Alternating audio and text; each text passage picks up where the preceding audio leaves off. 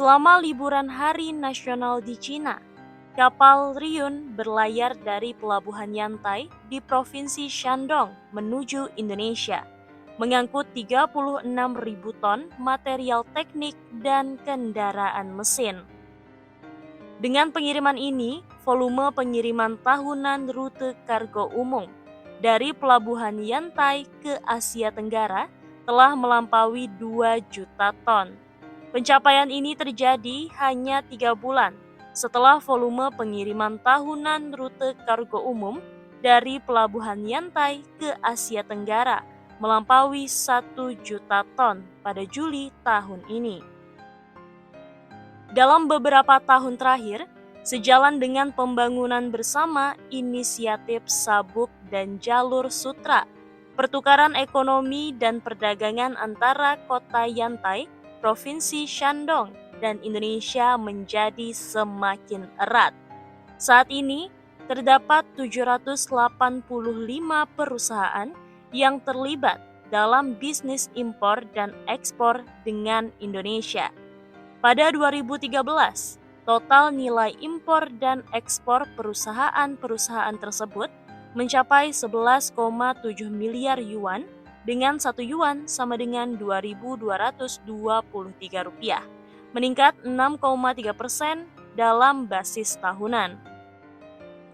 Pada Februari tahun ini, Universitas Nanshan Yantai atau Yantai Nanshan University menandatangani perjanjian pelatihan bersama untuk mahasiswa program Magister dengan Universitas Sumatera Utara di Indonesia.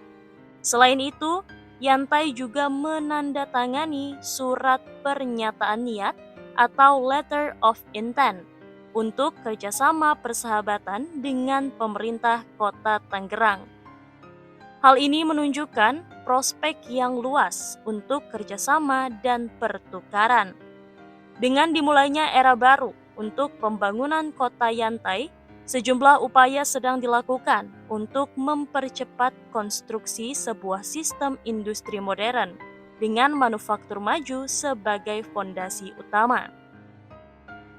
Industri-industri seperti peralatan kelautan, konstruksi hijau, dan produksi minuman anggur atau wine memiliki komplementaritas yang kuat dan kompabilitas yang tinggi dengan Indonesia. Hal ini merupakan prospek yang luas bagi kerjasama di bidang impor dan ekspor perdagangan luar negeri. Pada paruh pertama atau H1 tahun ini, Wali Kota Yantai, Zheng Deyan, memimpin sebuah delegasi ekonomi dan perdagangan ke Indonesia untuk melakukan negosiasi perdagangan dan pertukaran persahabatan dalam diskusi proyek dan kerjasama praktis. Dalam kunjungan selama 3 hari tersebut, delegasi Yantai mengunjungi Qingshan Industrial Indonesia Company dan Kedutaan Besar Cina di Indonesia. Mereka juga bertemu dengan Gubernur Provinsi Kepulauan Riau dan pejabat Wali Kota Tangerang. Selain itu, delegasi tersebut juga mengunjungi Bintan Industrial Estate atau BIE yang diinvestasikan oleh Nanshan Group dan mengadakan diskusi dengan perwakilan dari semua pihak yang berjumlah lebih dari 260 orang. Pelabuhan Yantai memulai kerjasama dengan Qingshan Industrial pada 2021. Sejak Januari 2022, Pelabuhan Yantai menjadi salah satu dari 4 lokasi pengiriman domestik bagi pemasok Qingshan Industrial di Cina. Yantai berharap dapat memperdalam kerjasama dengan Qingshan Industrial di bidang logistik pelabuhan, perdagangan internasional, material kimia baru, dan industri energi baru. Kota Tangerang merupakan pusat manufaktur dan industri di Pulau Jawa.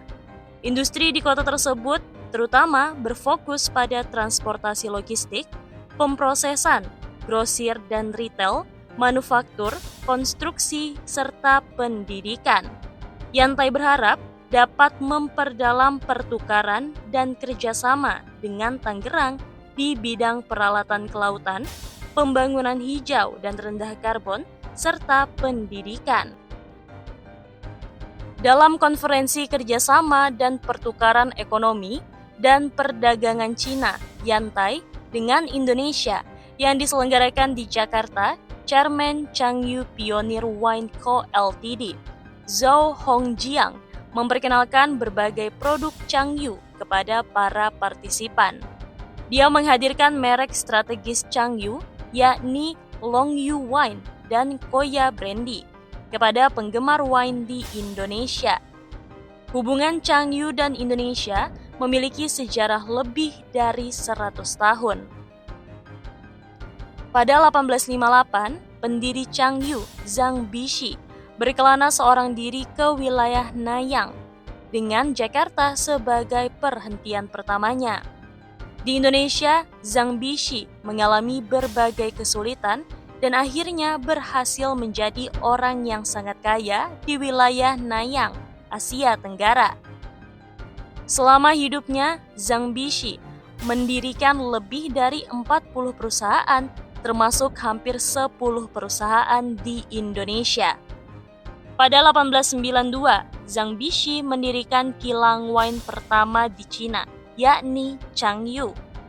Changyu tidak hanya menyediakan wine ala Cina untuk pasar Indonesia, tetapi juga berencana untuk bekerja sama dengan para mitra guna membangun Museum Pengalaman Budaya Wine Changyu atau Changyu Wine Culture Experience Museum.